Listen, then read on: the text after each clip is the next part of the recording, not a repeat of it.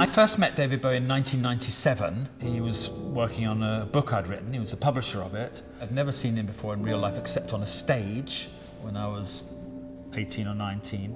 And the first words he said to me were, "I've read everything you've written." I thought, oh, well, he was just being supportive. And then it turned out afterwards that he more or less had, actually. And the next thing he said that almost brought tears to my eyes was that I spoke to your mum when she was mad. My mum wrote a letter to him, popped it in the post box when she was completely mad. And the post office sent it round to the BBC. The BBC sent it to his publicity people. It got to him, and because he was working on a book that I'd written, he phoned her up. He was able to sympathise with her because he had a brother who was schizophrenic.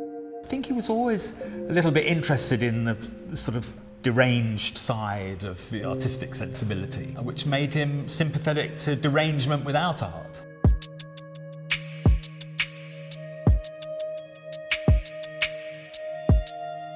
David was absolutely into art. He had a massive collection across almost 100 years. And I would say what characterises the works all the way through is a tone of the romantic Bohemian. That is, art that's made by someone who's a little bit outside of society, who has an askew vision of the world, but is interested in the world. It's not just art, it's not art about theories.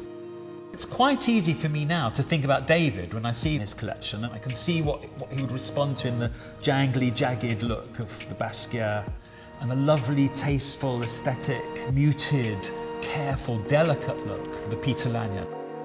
And then you've got Harold Gilman, which is not only from the early part of the 20th century, but it's very different to the others in being rather quiet and intimate. Doesn't have that sort of roar of emotion that the others have, but it certainly has an intense emotion.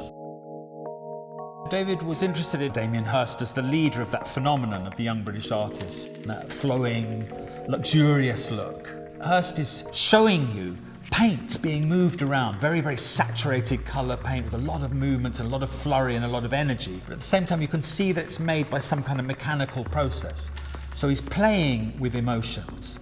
I think his take on art wasn't particularly conceptual, it wasn't scientific. I think he looks for pure, raw emotion. You know, he would say he might look at a painting that he has by Frank Auerbach. He would use that emotionally. It was as if the painting was almost like an alternative to drugs, on the one hand, or an alternative to religion.